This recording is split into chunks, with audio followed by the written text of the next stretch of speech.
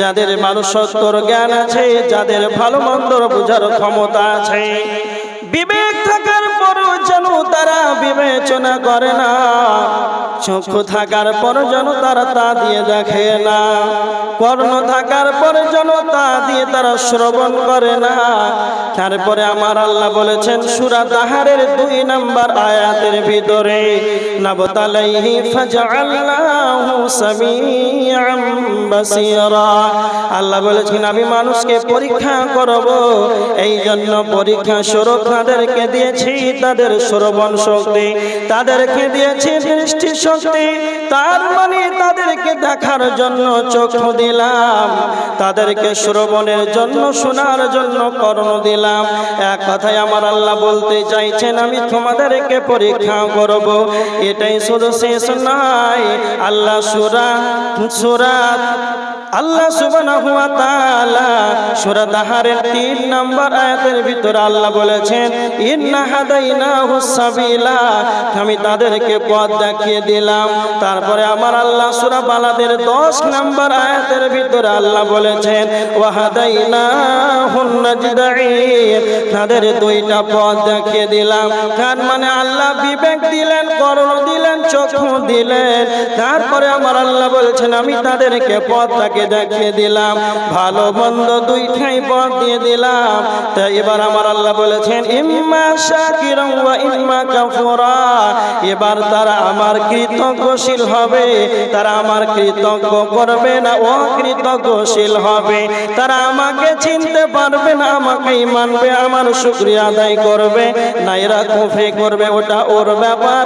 যদি তারা বিবেক দেওয়ার পর, চক্ষু দেওয়ার পর, কর্ম দেওয়ার পর এরপরে যদি হিদায়াতটা না পায়, তাফসীর ইবনে কাসিরের ভিতরে এসেছে আল্লাহ মানুষকে চক্ষু দিয়েছেন, কর্ণ দিয়েছেন, বিবেক দিয়েছেন, এইগুলো দেওয়ার মানেই হলো হিদায়াতের কারণ। এরপরে যদি সে হিদায়াত না পায়, আমার আল্লাহ বলেছেন ইন্না আ'তাদনা লিল কাফিরিনা, আল্লাহ বলেছেন নিশ্চয় আমি কাফেরদের জন্য তৈয়ার করে রেখেছি, কাফেরদের জন্য আমি প্রস্তুত করে রেখেছি সালাসিলা ওয়া আগলালা ওয়া সাইরা, শিকল এবং বেড়ি এবং জাহান্নামের দর্দনাক আযাব আমি কাফেরদের জন্য প্রস্তুত করে রেখেছি। এখানে একটা পয়েন্ট বললাম, যাদের বিবেক, চেতনা, জ্ঞান, উদ্দীপনা সব ঠিক আছে,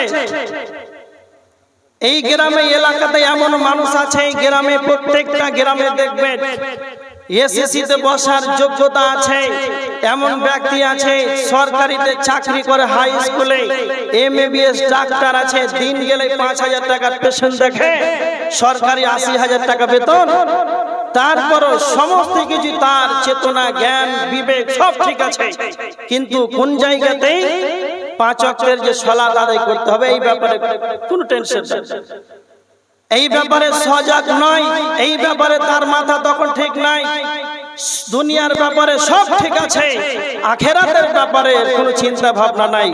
তাহলে এই মানুষগুলো কি, আমার আল্লাহ বলছেন তাদের জন্য জাহান্নামের দর্দনাক আযাব, শিকল এবং বেড়িকে আমি প্রস্তুত করে রেখেছি। তার মানে এখানে একটা পয়েন্ট পাওয়া গেল, আল্লাহ আপনাকে এত সুন্দর চোখ, কান, জ্ঞান, বিবেক দেওয়ার পর যদি আপনি মসজিদের গেটটা খুঁজে না পান, তাহলে আপনার খবর আছে। এবার দেখেন আর কেন জাহান্নামে যাবে। আল্লাহ বলেছেন সূরা নাজিয়াত 37-38 নম্বর আয়াত, জাহান্নামীদের 2টি পথ আল্লাহ বর্ণনা করেছেন। ফাআম্মা মান তাগা ওয়া আসারাল হায়াতাদ দুনিয়া, আল্লাহ এখানে জাহান্নামীদের 2টি পথ বর্ণনা করেছে, যাদের ভিতরে 2টি খারাপ অভ্যাস থাকবে, তারাই যেন জাহান্নামে যাবে। 1 নম্বর হলো যারা আল্লাহ দ্রোহী হবে, সীমা লঙ্ঘনকারী হবে, আল্লাহর সীমারেখাকেই যেন অতিক্রম করে চলবে। 2 নম্বর আল্লাহ বলেছেন ওয়া আসারাল হায়াতাদ দুনিয়া, যারা দুনিয়াকে বেশি বেশি করে অগ্রাধিকার দেবে, সকাল থেকে সন্ধ্যা, সন্ধ্যা থেকে সকাল, তার যেন 24টা ঘন্টা যেন দুনিয়া দুনিয়া দুনিয়া নিয়মিত রয়েছে। দ্বিতীয়ত তার সারাটা জীবন 40-50-60 বছরকে যেন অতিক্রম করে দিল, চার দাড়িগুলো চুলগুলো যেন সাদা হয়ে গেল, তারপরেও যেন মসজিদে সময়কে ব্যয় করে না, সারাক্ষণ যেন সে ব্যবসা জমি জায়গা নিয়ে ব্যস্ত থাকে। একটা কথা মনে রাখবেন, আল্লাহর নবীর কাছে এক ব্যক্তি এসে জিজ্ঞাসা করলেন, ইবনে মাজাহ শরীফের হাদিস 4259 নম্বর হাদিস। আনসারীদের এক ব্যক্তি নবীজিকে এসে প্রশ্ন করলেন, আল্লাহর নবী, সবচাইতে বুদ্ধিমান মুমিনকে, সবচাইতে চালাক ঈমানদারকে? আল্লাহর নবী তখন বললেন, আকসারুহুম লিল মাউতি যিকরা, যেই ব্যক্তি সর্বদা বেশি বেশি করে মরণকে স্মরণ করবে, সেই ব্যক্তি হলো সবচাইতে চালাক। তার মানে যারা দুনিয়ার বুকে বেঁচে থাকাকালীন মরণকে বেশি স্মরণ করবে, সেই ব্যক্তি হলো সবচাইতে চালাক। আল্লাহর নবী আর এক জায়গায় বলেছেন, তিরমিজি শরীফের হাদিস 2307 নম্বর হাদিস। হাদিসটি বর্ণনা করেছেন হযরতে আবু হুরায়রা। হযরতে আবু হুরায়রা রাদিয়াল্লাহু তাআলা আনহু তিনি বর্ণনা করেছেন, আল্লাহর নবী বলেছেন, আকসিরু যিকরা, তোমরা বেশি বেশি স্মরণ করো, ইয়ানিল মউত, মরণকে বেশি বেশি করে তোমরা স্মরণ করো। আল্লাহর নবী কেন বেশি বেশি মরণকে স্মরণ করার কথা বললে? বেশি মরণকে স্মরণ করলে কি লাভ হবে? আল্লাহর নবী হাদিসের শেষ অংশে বলেছেন, হাযিমিল লাযযাত, মউত এমন একটা সাবজেক্ট, মউত এমন একটা বস্তু যা পৃথিবীর যতগুলো চাকচিক্য ঐশ্বর্যবাণীর মজা, দুনিয়ার যতগুলো স্বাদ আছে সমস্ত স্বাদটাকে ধ্বংস করে দেয়, সেটাই হলো মউত। যখন আপনি বেশি বেশি করে মরণকে স্মরণ করবে, তখন দুনিয়ার স্বাদ আপনার কাছে হারিয়ে যাবে। যখনই দুনিয়ার স্বাদ আমার আপনার হারিয়ে যাবে, তখন আপনার ইবাদতে তখন আপনি মনোযোগী হতে পারবেন। তার মানে সবচাইতে চালাক যে দুনিয়াতে বেঁচে থাকাকালীন আখিরাতকে নিয়ে যেন সে চিন্তা ভাবনা করবে। আর সবচাইতে সতর্ক ব্যক্তি, সবচাইতে দুর্ভাগ ব্যক্তি সেই ব্যক্তি না তো দুনিয়াকেই যে বেশি অগ্রাধিকার দেবে। তো আমার আল্লাহ বলেছেন, যারা শুধু দুনিয়া চাইবে, দুনিয়া নিয়ে পাগল হয়ে থাকবে, তো আমার আল্লাহ বলছেন তাদের আখিরাতে কোনো অংশ মিলবে না। ওয়া মা লাহু ফিল আখিরাতি মিন খালাক, তাদের আখিরাতে কোনো রকম অংশ মিলবে না। আর যারা চালাক হবে, যারা ঈমানদার হবে, তারা আল্লাহকে বলবে, সূরা বাকারার 201 নম্বর আয়াত, তারা আল্লাহকে বলবে, রব্বানা আতিনা ফিদ দুনিয়া হাসানা ওয়া ফিল আখিরাতি হাসানাতাও ওয়া কিনা আযাবান নার। যারা ঈমানদার হবে তারা আল্লাহকে বলবে, হে আমাদের রব, আল্লাহ আপনি আমাকে এই যেন দুনিয়া দান করেন, হে আল্লাহ আপনি আমাকে দুনিয়া দান করেন এবং আপনি আমাকে আখিরাতে কল্যাণ দান করেন, ওয়া ফিল আখিরাতি হাসানা, এবং সে 3 নাম্বার আল্লাহকে বলবে, হে আমাদের রব, সবচাইতে বড় যেটা আপনার কাছে কল্যাণ কামনা করি, ওয়া কিনা আযাবান নার, আল্লাহ আপনি আমাদেরকে জাহান্নাম থেকে নিষ্কৃতি দেন। তার মানে যারা চালাক হবে তারা দুনিয়াতে কল্যাণ চাইবে, আখিরাতেও তারা কল্যাণ চাইবে এবং জাহান্নাম থেকে নিষ্কৃতি চাইবে। তো আমার আল্লাহ বলেছেন, যারা এই রকম ভাবে 3টি দোয়া করবে, তো আল্লাহ বলেছেন তাদের আখিরাতে তাদের কোনো অংশ মিলবে। আর নচে যারা দুনিয়া দুনিয়া দুনিয়া দুনিয়া নিয়ে পাগল হয়ে থাকবে, দুনিয়া নিয়ে আত্মহারাত হয়ে থাকবে, তো আমার আল্লাহ বলেছেন, ওয়াসারাল হায়াতাদ দুনিয়া, এই দুনিয়ার বেশি অগ্রাধিকার দেওয়ার কারণে ফাইনাল জাহিমা হিয়াল মাওয়া, তার ঠিকানা হবে জাহান্নাম। পানি বোতল।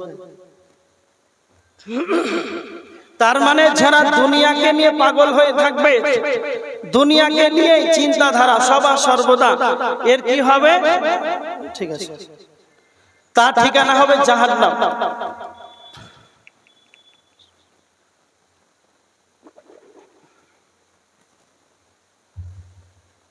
তাহলে জাহান্নাম যাওয়ার কারণ কয়টা পেলেন? তিরমিজি শরীফের হাদিস থেকে 3টা বললাম, সূরা দাহার, সূরা আরাফ থেকে একটা কারণ বললাম, বিবেক থাকার পর চিন্তা ভাবনা করা, ইবাদতে কিছুই না, 4টা হলো। আর এখানে 2টা কারণ পাওয়া গেল, হলো 7টা। পয়েন্টগুলো মনে রাখবেন। যারা আল্লাহ দ্রোহী, সীমা লঙ্ঘনকারী এবং যারা দুনিয়াকে বেশি অগ্রাধিকার দেবে, এই 2টা কারণে জাহান্নাম। হলো কয়টা? 7টা কারণ। চিন্তা ভাবনা করছেন এত সুন্দর মানুষ জাহান্নামে যাবে, যাবে কেন? এই কারণেই জাহান্নামে যাবে। এবার দেখেন আল্লাহ সুবহানাহু ওয়া তাআলা সূরা নাজিয়াতের ভিতরে তারপরে 2টি জান্নাতীদের ভালো গুণ বর্ণনা করেছেন। ওয়া আম্মা মান খাফা মাকাম রাব্বিহি ওয়া নাহান নাফসা আনিল হাওয়া। আল্লাহ বলেছেন, যেই ব্যক্তি দণ্ডায়মান হওয়াকে, উপস্থিত হওয়াকে, আল্লাহকে ভয় করবে, এটাই শুধু শেষ নাই, ওয়ানাহান নাফসা আনিল হাওয়া, নিজের নফসকে, প্রবৃত্তিটাকে লালসা মুক্ত রাখবে, নিজের মন মতন চলবে না।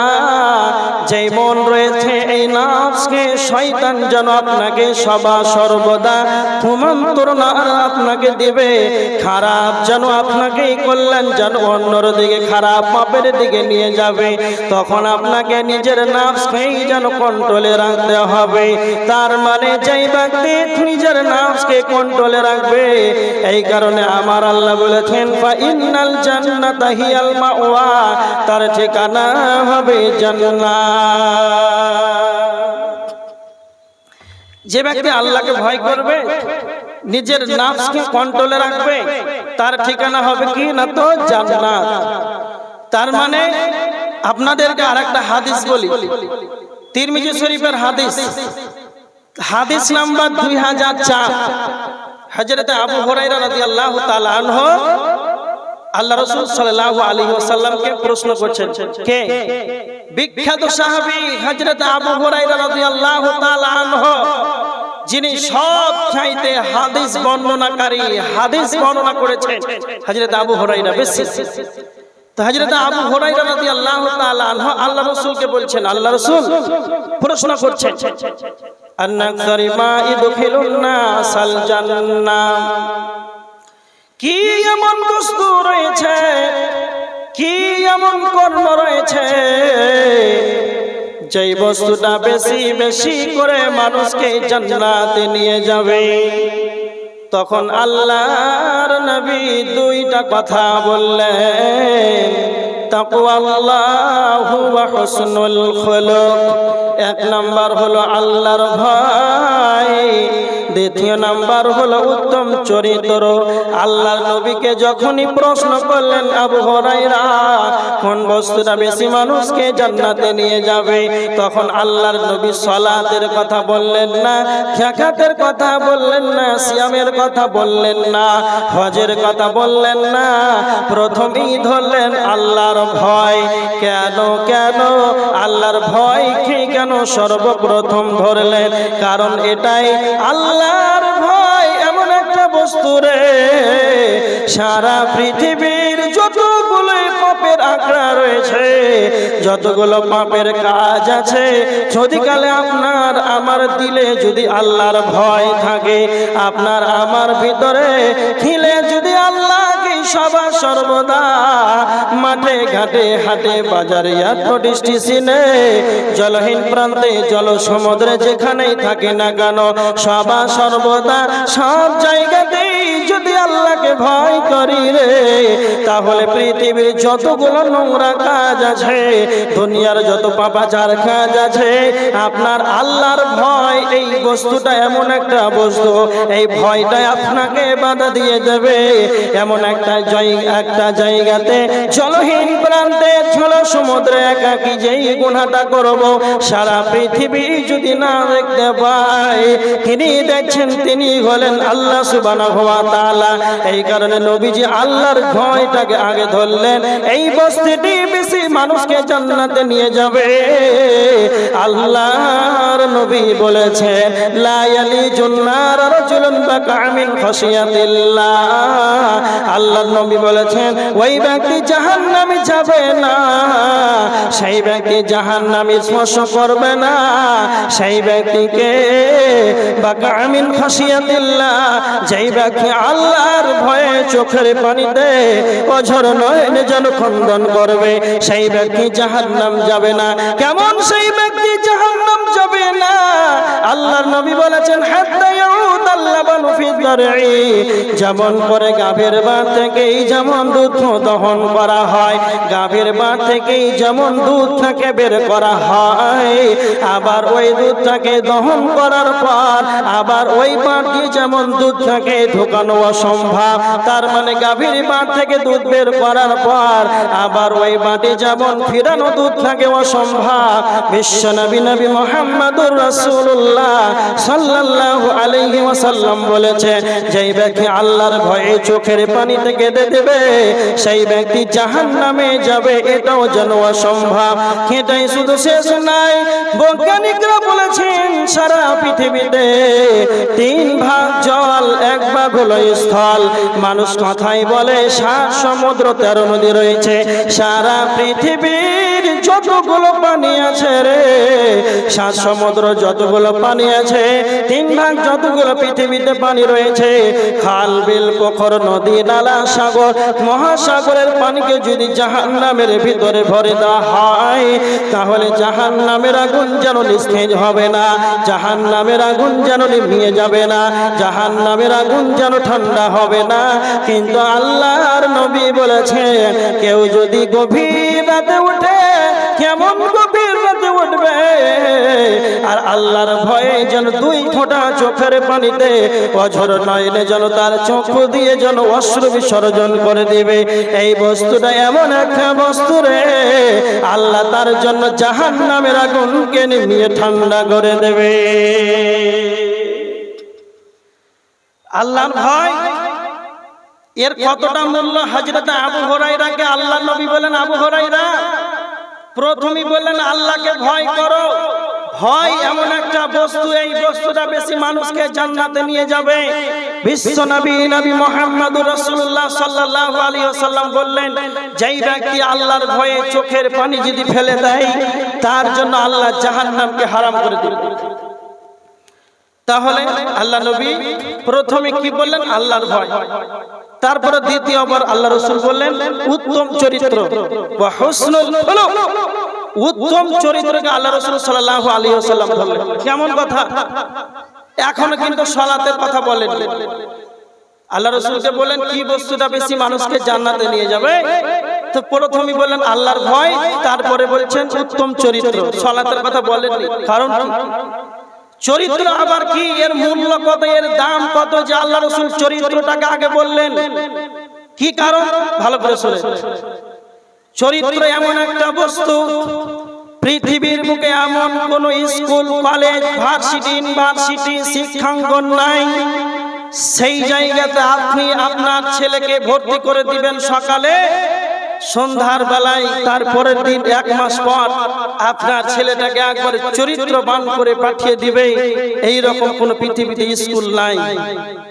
2, পৃথিবীতে এমন কোন অ্যাপস তৈরি হয়নি যে অ্যাপসটা আপনার মোবাইল আপনি ডাউনলোড করবেন, চরিত্রবান অ্যাপস, আর ডাউনলোড করার পর আপনি একবারে চরিত্রবান হয়ে গেলেন। এই রকম পৃথিবীতে কোনো অ্যাপস তৈরি হয়নি এখন পর্যন্ত। তাহলে চরিত্র কেমন জিনিস? চরিত্র এমন একটা বস্তু, আপনাকে আপনার জ্ঞান হওয়া থেকে নিয়ে তিলে তিলে এই রকম ভাবে আপনি মানুষকে সালাম দিচ্ছেন, মুসাফা করছেন, যখন থেকে আপনার ভালো মন্দ বুঝার জ্ঞান হয়েছে, যখন চিন্তা ভাবনা করার সময় এসেছে, তখন আপনি মানুষের সঙ্গে ভালো ভালো কথা বলছেন, মানুষের সঙ্গে সালাম দিচ্ছেন, উঠা বসা করছেন, 5 ওয়াক্তের মসজিদে যাচ্ছেন। সারা গ্রামবাসী জানে আপনি একজন চরিত্রবান ভালো মানুষ। তার মানে বিবেক হওয়া থেকে নিয়ে আপনাকে তিলে তিলে চরিত্রকে বানাতে হয়।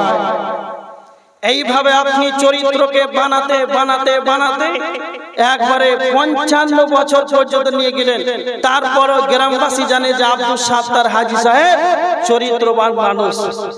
আর এই 55 বছরের শেষ মাথাতে একটা মেয়েকে নিয়ে বাঁশের গাছের তলায় ধরা পড়ে গেল। তো এবার আপনি বলেন তো 55 বছর তিলে তিলে তিলে চরিত্র বানালো, আর সেই একটা ঘন্টা, একটা মিনিট, একটা সেকেন্ড, 5টা সেকেন্ড এমন কর্ম কাজ করলো।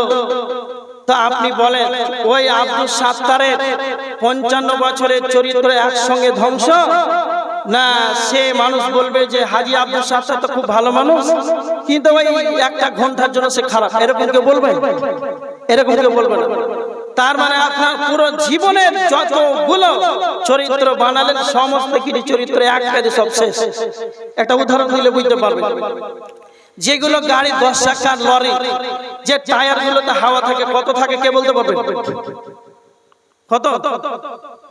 100 থাকে, 90 থাকে, 110 থাকে, ধরেন মিনিমাম 100।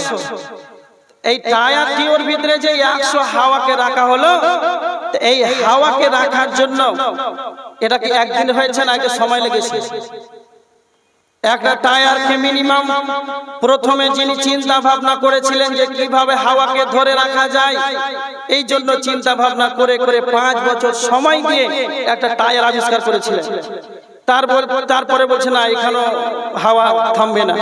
তারপরে 1 বছর চিন্তা ভাবনা করে একটা টিউব তৈরি করলেন। তারপরে 6 বছর ধরে মেহনত করে এই হাওয়াকে ধরে রাখার জন্য 6 বছর মেহনত করে একটা টায়ার আর একটা টিউব তৈরি করলেন। আর তৈরি করার পর হাওয়াকে ধরে রাখার জন্য হাওয়া দিল, ঠিক আছে, কিন্তু এই 100 হাওয়াকে বের করার জন্য, নষ্ট করার জন্য কয়টা লিক যথেষ্ট? কথা বলে কয়টা? একটা লিক যথেষ্ট। অনুরূপ হচ্ছে তার মতোই চরিত্র, সারা জীবন চরিত্রবান হয়ে গেলেন, কিন্তু এমন কোন কাজ করিয়েন না যে একটা লিকের জন্য আপনার সারা জীবনের চরিত্রকে হারাতে হবে। আল্লাহ যেন বুঝার তৌফিক দান করুন। কেন? আল্লাহ রাসূল চরিত্রটাকে আগে বললেন। তিরমিজি শরীফের হাদিস 2003 নম্বর হাদিস, আল্লাহ রাসূল সাল্লাল্লাহু আলাইহি ওয়াসাল্লাম বলেছেন, কিয়ামতের ময়দানে যখন মিজানের পাল্লাতে মানুষের যখন ওই পাপ আর নেকিকে যখন ওজন করা হবে, সব চাইতে যেটা ভারী হবে সেটাই হচ্ছে উত্তম চরিত্র। বলেন আলহামদুলিল্লাহ। উত্তম চরিত্র এর কতটা মূল্য কি বুঝতে পারলেন আপনি?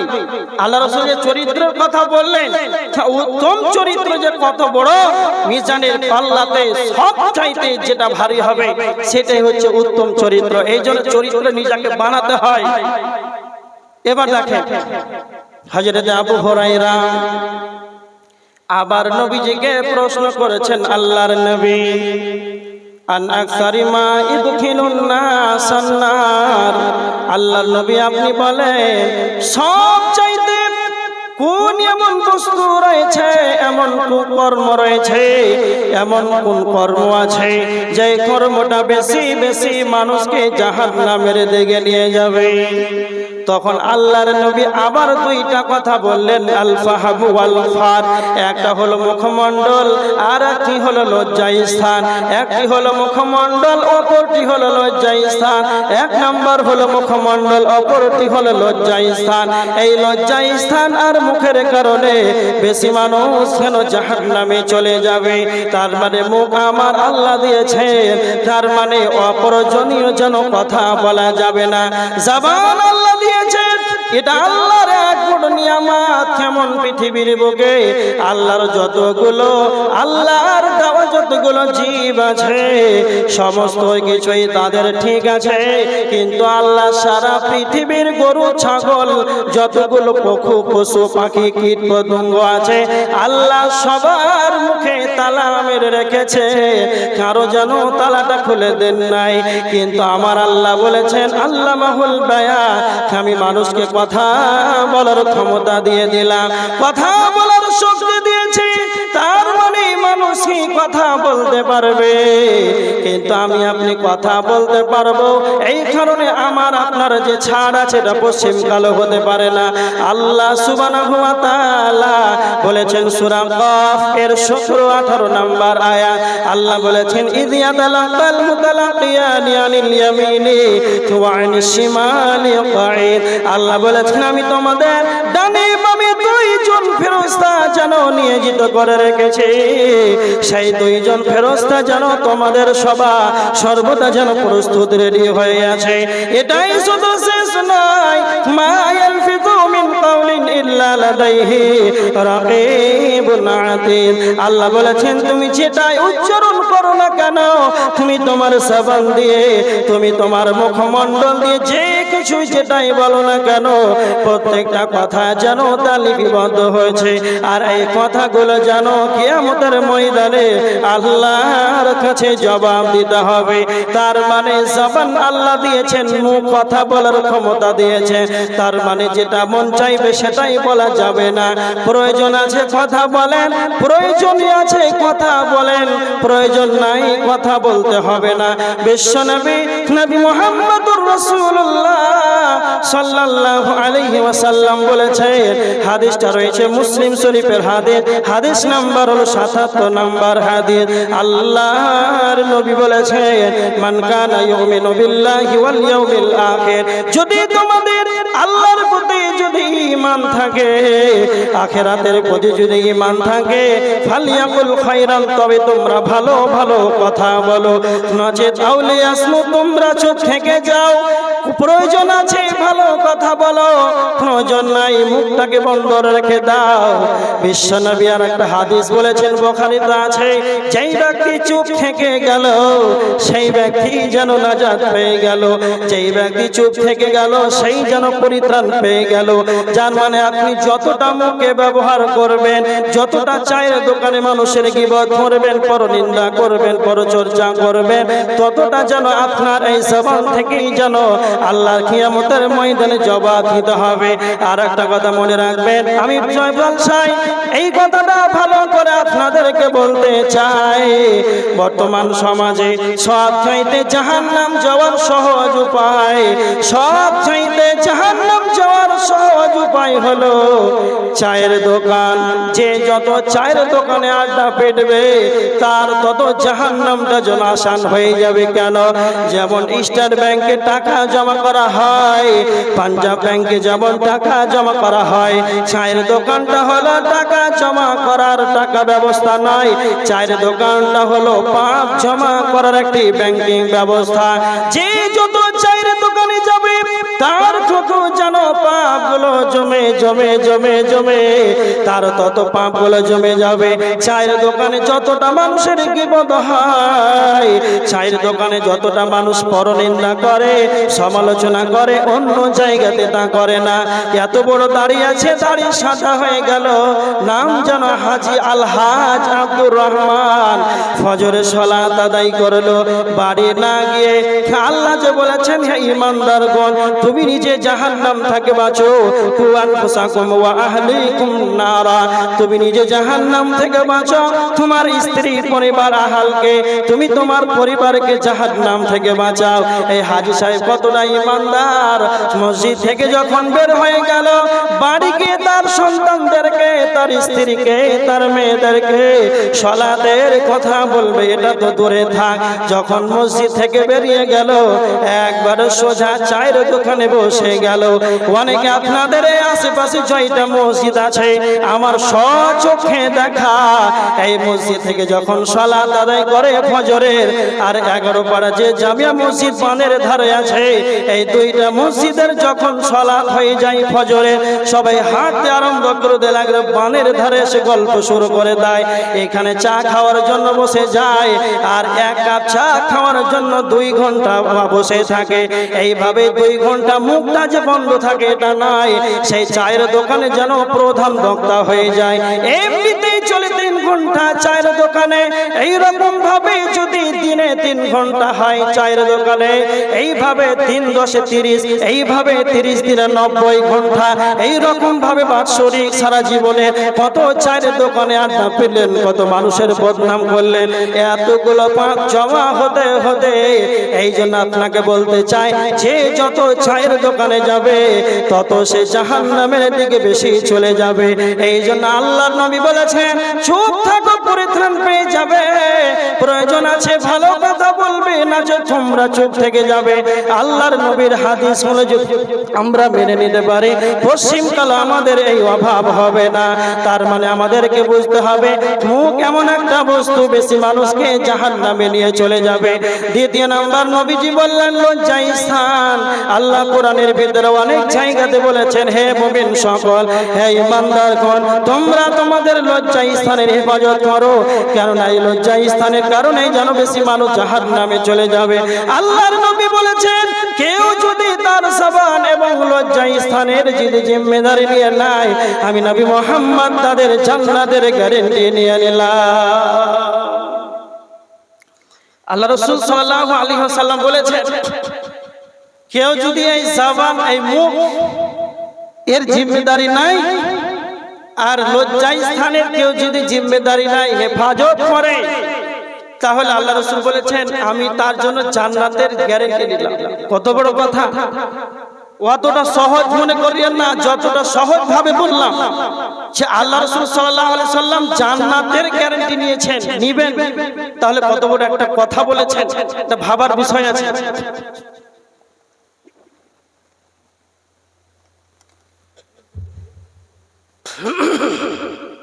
এবার দেখেন, তাহলে জাহান্নাম যাওয়ার কয়টা কারণ পেলাম? একটা হচ্ছে মুখ, আর একটা হচ্ছে লজ্জা স্থান, আর আগে বলেছিলাম 7টা, 7, আর এখানে তিরমিজির হাদিস 2004, এখান থেকে প্রমাণ হলো 2টা কারণ। হলো কয়টা? 9টা কারণ। তাহলে গীবত করে কে? মানুষ। জাহান্নামে যাবে কে? মানুষ। কত সহজ। একটা বুখারীর হাদিস বলি, হাদিস নাম্বার 1386 নাম্বার হাদিস, বুখারীর হাদিস। সামুরা ইবনে জুনদুব রাদিয়াল্লাহু তাআলা আনহু তিনি বর্ণনাকারী, তিনি বর্ণনা করছেন যে আল্লাহ রাসূল সাল্লাল্লাহু আলাইহি ওয়াসাল্লাম ফজরের সালাতের পর আমাদের দিকে মুখ ফিরিয়ে বসতেন।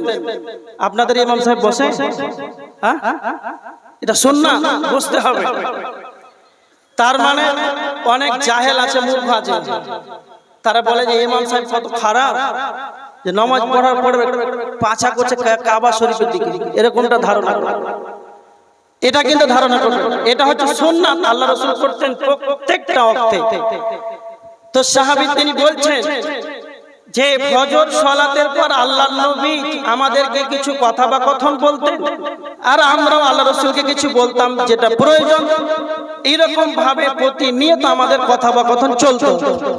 একদিন হঠাৎ করে আল্লাহ রাসূল সাহাবীদেরকে বললেন, সাহাবীরা তোমরা বলো তো, কেউ কেউ কোনোদিন তোমরা স্বপ্ন দেখেছো? সাহাবীরা বলছেন, না আল্লাহ রাসূল, আমরা কোনো স্বপ্ন দেখিনি। তখন আল্লাহ রাসূল সাল্লাল্লাহু আলাইহি ওয়াসাল্লাম বলছেন, তোমরা স্বপ্ন দেখো? পাল্টা আবার সাহাবীরা আল্লাহ রাসূলকে বলছেন, আল্লাহ রাসূল আপনি কি কোনো স্বপ্ন দেখেছেন? তখন আল্লাহ রাসূল বলছেন, হ্যাঁ আজকে একটা স্বপ্ন দেখেছি। সেই স্বপ্নটা কি? সাহাবীরা বলছেন, বলেন একটু শুনি। তখন আল্লাহ রাসূল বলতে লাগলেন, সাহাবীরা আমার কাছে 2জন ব্যক্তি আসলো, আসার পর যেন আমাকেই যেন অপর দিকে নিয়ে গেল। যেতে যেতে যেতে অনেকটা দূর চলে গেলাম, যেতে যেতে দেখতে পেলাম এক ব্যক্তি যেন চিত হয়ে শুয়ে আছে, আর অপরজন যেন তার মাথায় যেন পাথর মেরে মেরে মেরে তার মাথাকে যেন চৌচির করা হচ্ছে। এই অবস্থায় নবীজি জিবরাইলকে বলছেন, জিবরাইল তুমি বলো এই ব্যক্তিকে কেন তার মাথায় পাথর মেরে মেরে মেরেই যেন আঘাত করা হচ্ছে? তখন জিবরাইল বলেন, ইয়া রাসূলুল্লাহ আপনাকে পরে বলা হবে, আপনি আরো সামনে অগ্রসর হন, আপনি আরো যেন সামনে এগাতে থাকুন। বিশ্বনবী বলছেন, আমি যেন আরো এগাতে লাগলাম, যেতে যেতে যেতে যেন অনেকটা দূর অগ্রসর হলাম, সেখানে দেখতে পেলাম একটা তন্দুর চুলার মতো, তন্দুর আখার মতো, ওপরটা যেন সংকীর্ণতা হয়ে আছে আর ভেতরটা যেন একবারে প্রশস্ত রয়েছে। এই অবস্থায় আর ওই চুলার ভিতরে যেন উলঙ্গ পুরুষ আর মহিলা, উলঙ্গ পুরুষ আর মহিলা যেন একবারে ক্রন্দন করেছে। আওয়াজ পাওয়া যাচ্ছে মহিলাদের কান্নার আর্তনাদ, ছেলেদের যেন কান্নার আর্তনাদের যেন আওয়াজ পাওয়া যাচ্ছে। সঙ্গে সঙ্গে নবীজি বললেন, জিব্রাইল তুমি বলো এদেরকে কেন এই ধরনের শাস্তি দেওয়া হচ্ছে? তখন জিব্রাইল বলছেন, আল্লাহর নবী আপনাকে পরে বলা হবে, আপনি আরো সামনে এগাতে থাকুন। তখন নবীজি বলছেন, সাহাবীরা আমি যেন আরো দূরে অগ্রসর হলাম, যেতে যেতে যেতে জেনে যেতে দেখতে পেলাম যখন অনেকটা দূর এগিয়ে গেলাম ততক্ষণ সেই জায়গাতে দেখতে পেলাম একটা নদী। নদীটা কোনো পানির নদী নাই, নদীটা কোনো দুধের নদী নাই, নদীটা হলো একবারে পচা দুর্গন্ধময় যুক্ত রক্তের নদী। এতটা দুর্গন্ধ, পচা যেন টিকা যাচ্ছে না, এতটা গন্ধ। সেখানে মানুষ যেন সাঁতার কাটছে, সাঁতার কাটতে কাটতে কাটতে যখন নদীর তীরে আসার চেষ্টা করে তখন তাদেরকে পাথর মেরে মেরে মেরে মেরে যেন তাদেরকে আবার পুনরায় যেন নদীর দিকে ফিরিয়ে দেওয়া হচ্ছে। তখন নবীজি বললেন, জিব্রাইল এদেরকে কেন এই ধরনের শাস্তি দেওয়া হচ্ছে? তখন এবার জিব্রাইল আমিন নবীজিকে এবার বলতে আরম্ভ করলেন, আল্লাহর নবী আপনি যেটা সর্বপ্রথম দেখতে পেলেন এক ব্যক্তি যেন চিত হয়ে শুয়ে আছে, অপরজন যেন তার পাথায় তার পাথর দিয়ে যেন তার মাথাকে চৌচির করা হচ্ছে। এই ব্যক্তির শাস্তির কারণ এটাই, এই ব্যক্তি দুনিয়ার বুকে কোরআন শিক্ষা গ্রহণ করেছে, কোরআনকে জানার পর যেন কোরআন তেলাওয়াত করে নাই, কোরআনকে জানার পর যেন কোরআন অনুযায়ী যেন আমলে পরিণত করে নাই। তার মানে যারা আলেম আছেন, যারা সাধারণ পাবলিক আছেন, মহিলারা যারা আছেন, কথাই যারা কোরআন পড়তে জানেন, আমাদের সমাজের ভিতরে যেন কিছু ভাইরাস দেখা দিয়েছে, মহিলাদের ভিতরে আছে, ছেলেদের ভিতরে তাই আছে। যখন রমজান মাস আসবে তখন যেন কোরআন তেলাওয়াত করে, যখন রমজান মাস পার হয়ে গেল মসজিদের তাকে কোরআনটাকে যেন সাজিয়ে রেখে দিল, আবার যখন রমজান মাস আসবে তখন যেন কোরআনটাকে খোলা হবে। এই 11 মাস এইভাবে তাকে যেন সুসজ্জিত হয়ে আছে, আর এক আঙ্গুল পরিমাণ যেন কোরআনের উপরে ধুলা পড়ে আছে। এই রকম যদি আপনার স্বভাব হয়, কোরআন পড়ার পর যদি আপনি কোরআন তেলাওয়াত না করেন কোরআন জানার পর, তাহলে এই রকম ভাবে পাথর মেরে মেরে মেরে যেন তাকে আঘাত করা হবে। দ্বিতীয়ত জিব্রাইল বলেন, ইয়া রাসূলুল্লাহ আপনি যেটা দেখতে পেলেন তন্দুর চুলার মতো, তন্দুর আখার মতো, ওপরটা যেন সংকীর্ণতা হয়েছে, ভেতরটা যেন প্রশস্ত রয়েছে, সেখানে নারী পুরুষ যেন চিৎকার করেছে, কান্নার আর্তনাদ শোনা যাচ্ছে। এরা হলো তারাই, এরা হলো সেই ব্যভিচার করনেওয়ালা, ব্যভিচার করনেওয়ালি পুরুষ এবং মহিলা যারা দুনিয়ার বুকে চেনার মতন জঘন্য পাবে জড়িত ছিল, দুনিয়ার বুকে যারা চেনার মতন জঘন্য পাবে যারা জড়িত ছিল। তার মানে চেনার যে কতগুলো পাপের তা বিভাজন রয়েছে। একটা মহিলাকে উলঙ্গ করে দিন মোহর না দিয়ে তার সঙ্গে মিলামিশা করা, এটাই আমরা জানি জেনা। জি এটাও জেনা। জেনার কত রকম বিভাজন রয়েছে। মন্তরের জেনা হয়, হাতের জেনা হয়, চোখের জেনা হয়, ধরনের জেনা হয়, পায়ের জেনা হয়। যখন একটা মহিলা উলঙ্গভাবে যখন রাস্তায় বেরিয়ে যায়, যখন একজন পুরুষ তাকে দেখে অন্তর দিয়ে পরিকল্পনা করে, তার মানে এটা হলো অন্তরের জেনা।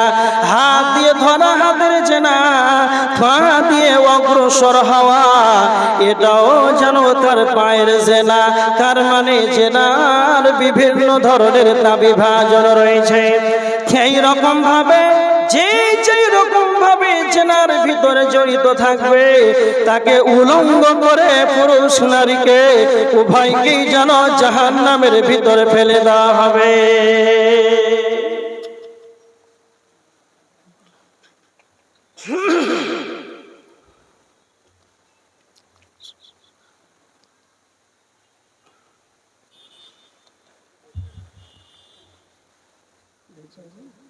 চলো ভাই না,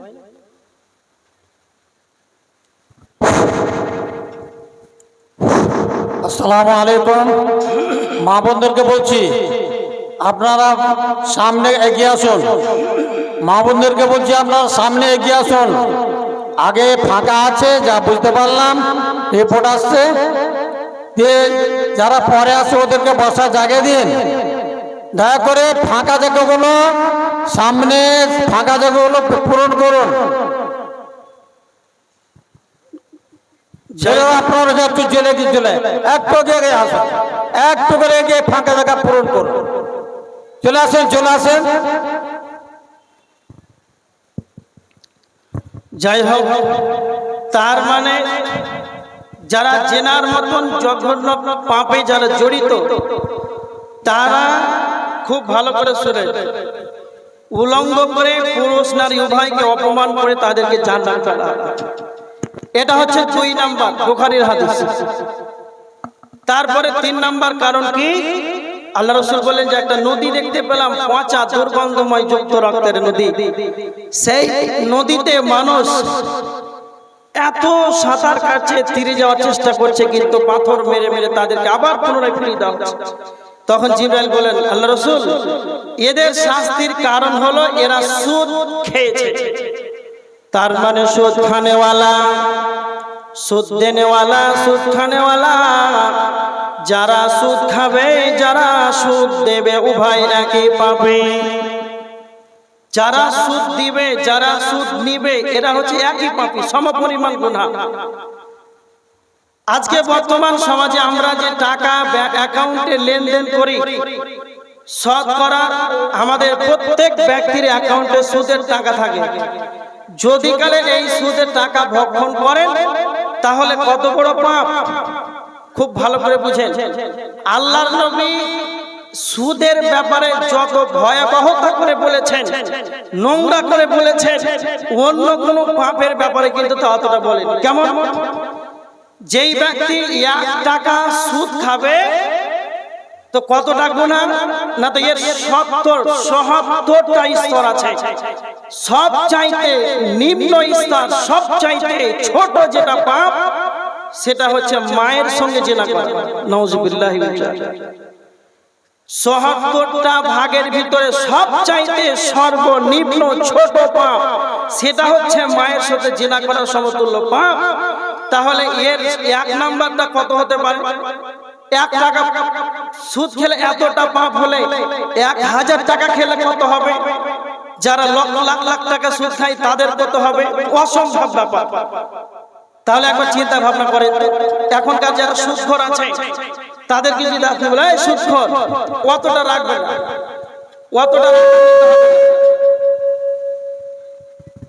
অতটা রাখা নিতে হবে না।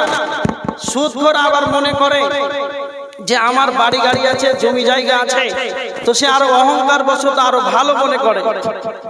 কিন্তু এই সুদখোরকে যদি আবার তাকে বলা হয় এই জেনাখোর, তার মানে সুদ খাওয়া মানে জেনাখোর। তাকে যদি জেনাখোর বলা হয় তাহলে তার রাগ হবে, মাথায় ব্যথা হবে। আর কিন্তু তাকে যদি বলা হয় জেনাখোর, তাহলে দেখেন কতটা পাপ, তখন তার মাথায় ব্যথা। তাহলে সুদখোরদের কি যে অবস্থা হবে আল্লাহই ভালো জানে। এই অবস্থা আমরা সকলেই যেন সুদ থেকে বেঁচে থাকবো ইনশাআল্লাহ। এবার দেখেন বুখারীর হাদিস থেকে 3টা বললাম, আগে ছিল 9, আর এই হাদিস থেকে 3টা বললাম। জাহান্নামে মানুষ যাবে কেন? যারা কোরআন জানে, কোরআন তেলাওয়াত করে না, যারা জেনার মতন জঘন্য পাপে জড়িত, 3, যারা সুদ খায়, এই কারণে জাহান্নাম। তাহলে আমি প্রথমেই বলেছি এত ভয়াবহ জাহান্নামে কারা যাবে না, তো মানুষ যাবে। তখন আপনাদের মন খারাপ, মানুষই আবার জাহান্নামে যাবে? তো সুদ কে খায়, গরু ছাগল না মানুষ? মানুষ জাহান্নামে যাবে, মানুষই তো সুদ খায়। এবার দেখেন সূরা হুমাযা থেকে 2টি জাহান্নাম যাওয়ার কারণ বলছি। দেখেন আল্লাহ বলেছেন ওয়াইলুল লিকুল্লি হুমাযাতিল লুমাযা আল্লাযী জামা মালান ওয়া আদ্দাদা। যারা মানুষের সামনে পিছনে যারা মানুষের গীবত করে, কেমন? যারা অনুপস্থিত ব্যক্তির যারা বদনাম করে, একেই যেন গীবত বলা হয়। গীবত কাকে বলা হয়? আব্দুল কাইয়্যুম আপনাদের এখানে 2 ঘন্টা কোরআন হাদিস থেকে আলোচনা করলো। 2 ঘন্টা আলোচনার ক্ষেত্রে যেন এমন একটি ভুল হয়ে গেল। তো এই ভুল হওয়াটা স্বাভাবিক, মানুষ বলতেই ভুল হবে। ভুলটা কাকে বলতে হবে না, তো যার ভুল হয়েছে তাকেই যেন বলতে হবে। কেন? আল্লাহর নবী বলেছেন, আবু দাউদ শরীফের হাদিস 4918 নম্বর হাদিস, আল মুমিনু মিরাতুল মুমিন। এক মুমিন অপর মুমিন যেন এরা হবে আয়না স্বরূপ। তার মানে যখনই আপনি আয়নার সম্মুখে দাঁড়াবেন, তখন আপনার চেহারাতে কোথায় কি আছে না, তো আয়না যেন আপনাকেই বলে দেবে, অন্য কাউকে যেন বলবে না। তার মানে যখন আব্দুল কাইয়্যুমের ভুল হবে না, তো আব্দুল কাইয়্যুমকে যেন বলতে হবে। আব্দুল কাইয়্যুমের ভুল হয়ে গেল, আমি তখন বাড়ি চলে গেলাম।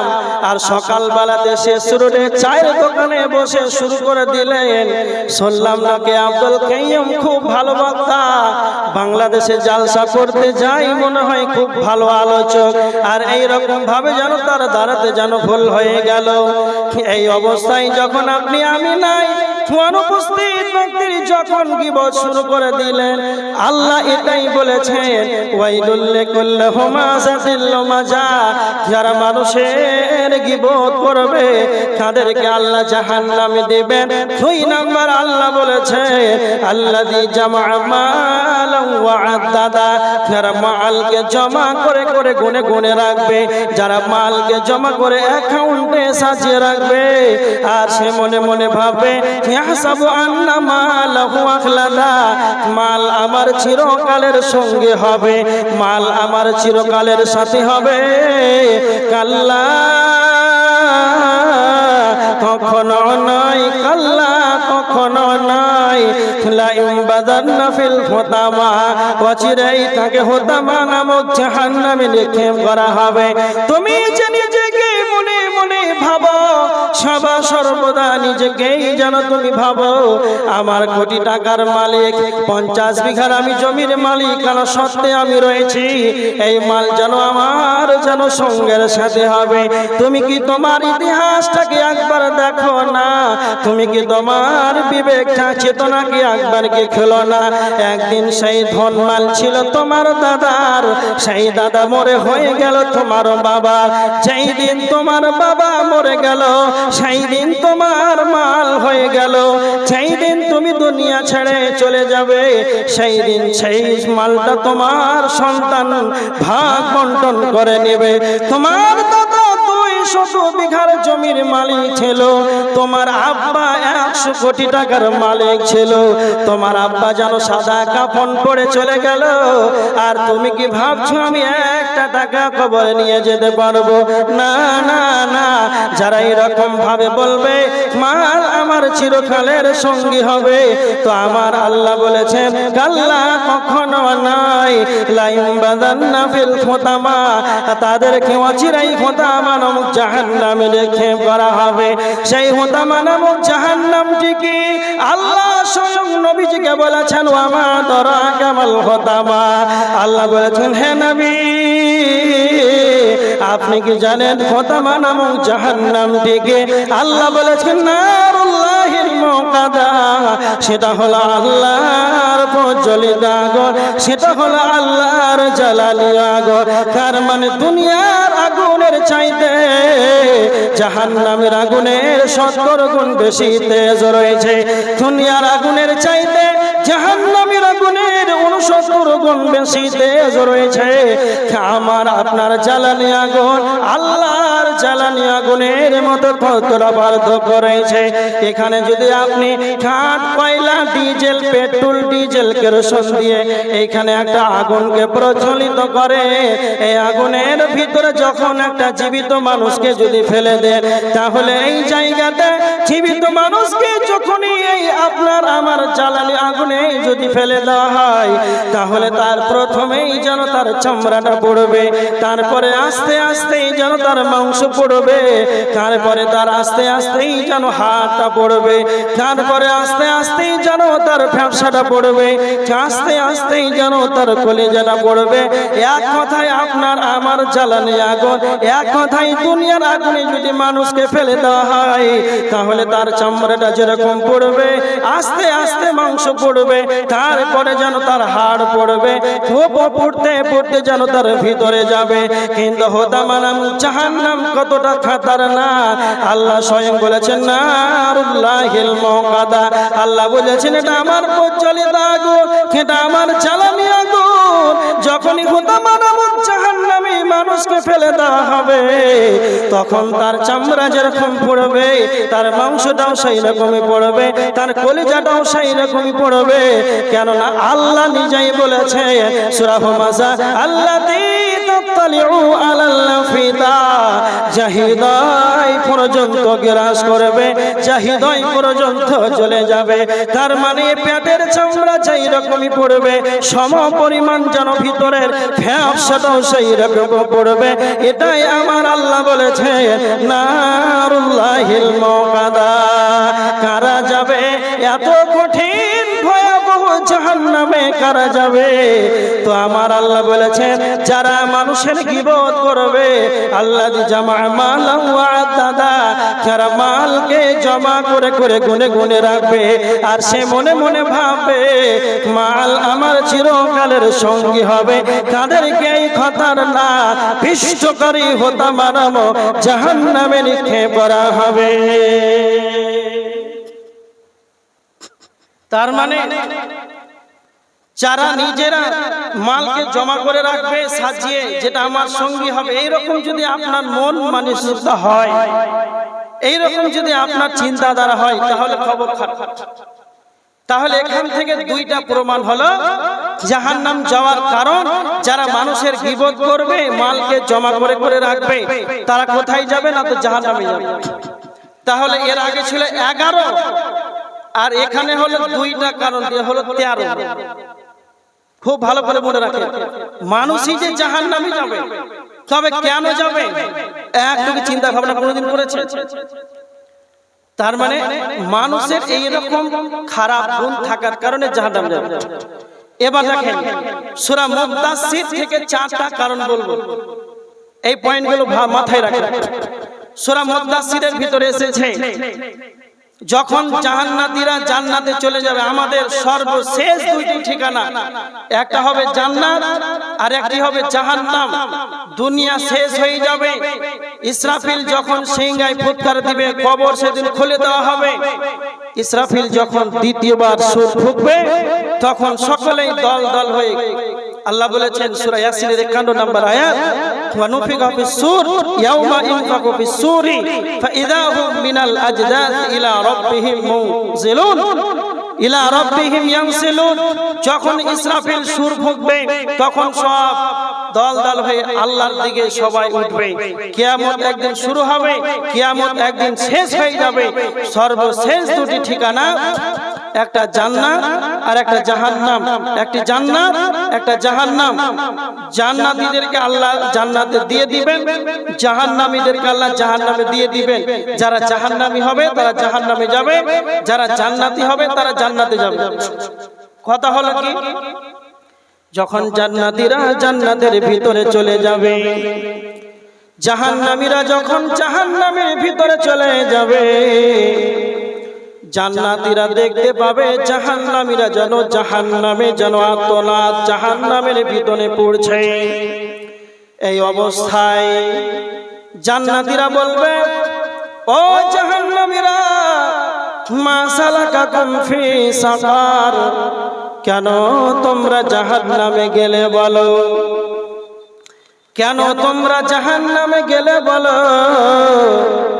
তখন তারা বলবে, প্রথম জাহান্নামীদের জাহান্নাম যাওয়ার কারণ তারা প্রথমেই বলবে, ক্বালু লাম নাকু মিনাল মুসাল্লিন, আমরা নামাজ আদায় করতাম না, আমরা সালাত আদায় করতাম না। কথাটা খুব ভালো করে শুনে, জাহান্নামীদের জাহান্নাম যাওয়ার প্রথম কারণ জাহান্নামীরা ওরা নিজেই বলবে যে লাম নাকু মিনাল মুসাল্লিন, আমরা তো মুসাল্লি ছিলাম না, আমরা তো সালাত আদায় করতাম না, এই কারণে আল্লাহ আমাদেরকে জাহান্নামে দিয়েছেন। একটা কথা বলি, কাউকে জাহান্নামী বলা যাবে? আপনারা নিজেই বলেন, কাউকে জাহান্নামী বলা যাবে? যাবে না। কাউকে জাহান্নামী বলা যাবে না, কাউকে জাহান্নামী বলা যাবে না। কিন্তু সমস্ত ওলামাদের মত বেনামাজি জাহান্নামে যাবে। পৃথিবীর সমস্ত ওলামাদের মত বেনামাজি জাহান্নামে যাবে। কেন? যখন জাহান্নামীরা জাহান্নামে যাবে, তাদেরকে যখন জিজ্ঞাসা করা হবে, কেন তোমরা জাহান্নামে গেলে, জাহান্নামীরা নিজের মুখে নিজেই তারা প্রথমে বলবে, আমরা নামাজি ছিলাম না।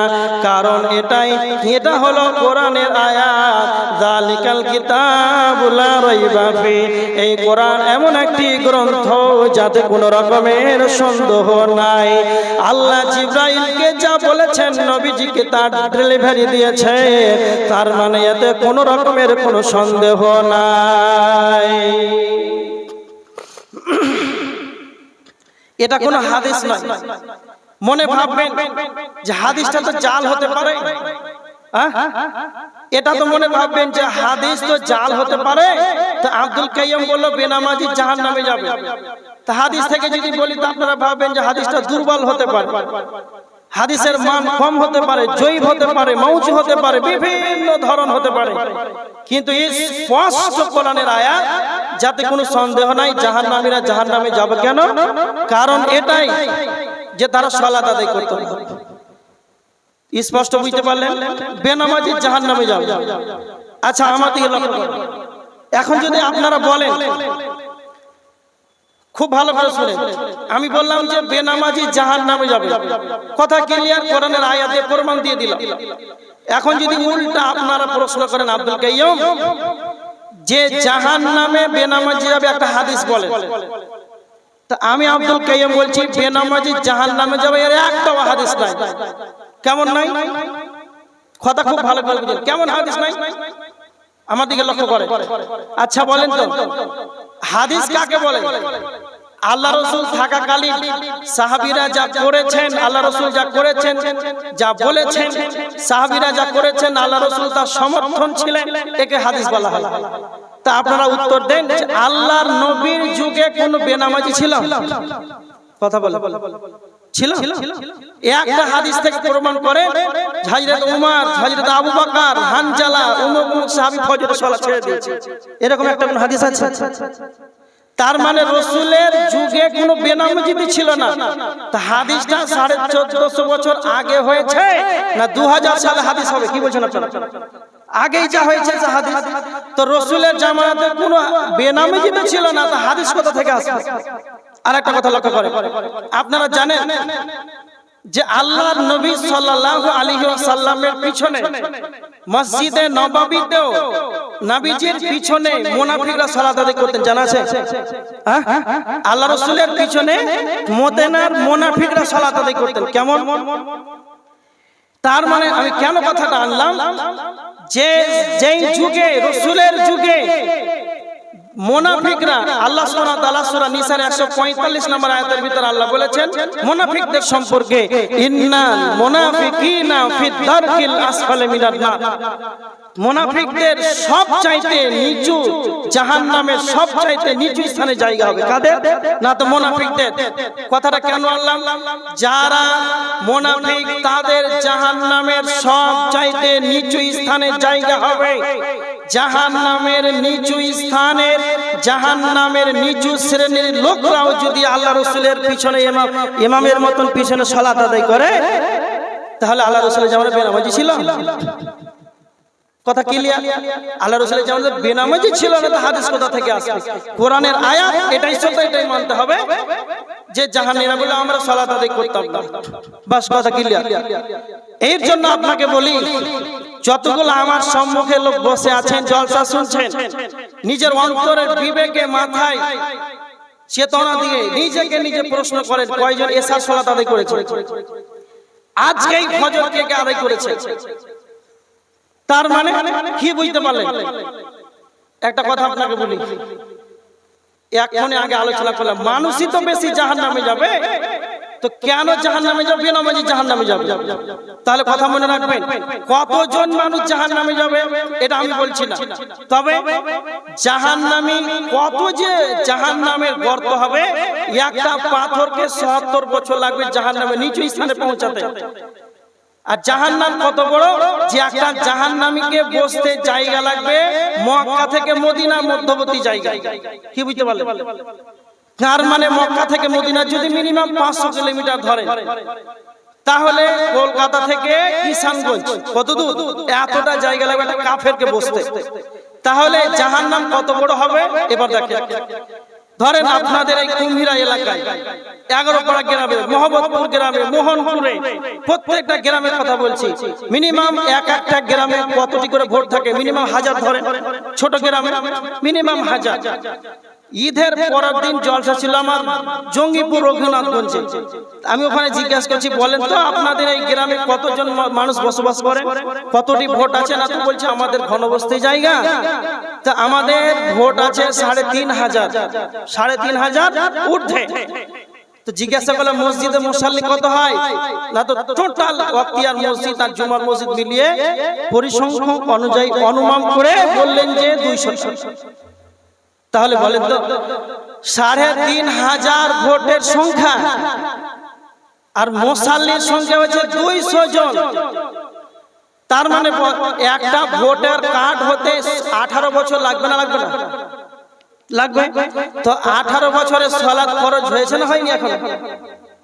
তো এই 18 বছরের পরও সালাত আদায় করে না, তার মানে 3500 ভোটের সংখ্যা আর মসজিদের মুসাল্লির সংখ্যা 200। তাহলে জাহান্নামে কারা যাবে? বেনামাজি যাবে। এবার দেখেন, আর লম্বা করছি না, কেউ উঠাউঠি করবেন না। আর একজন প্রধান বক্তা আছে, আজকে আপনারা জানেন, অবগত আছেন, এটা হচ্ছে কবরস্থানের উন্নতি কল্পে জলসা না অবনতি কল্পে? হ্যাঁ, তো উন্নতি আর কখন হবে? 11টা বাজতে চললো, 12টা বাজলেই তো ডেট শেষ জলসা। কেন? 13 তারিখ হয়ে যাবে। ঠিক 13 তারিখ হয়ে যাবে। তো তাড়াতাড়ি আল্লাহর রাস্তায় কবরস্থানের জন্য, এটা মনে করবেন না যে কবরস্থানের জন্য দান করব। এমন একটি জায়গা যেখানে মানুষ গেলে আর আসতে চায় না, যোগাযোগ নেই, ওখানে দান করবো, এরকমটা কিন্তু ভাববেন না।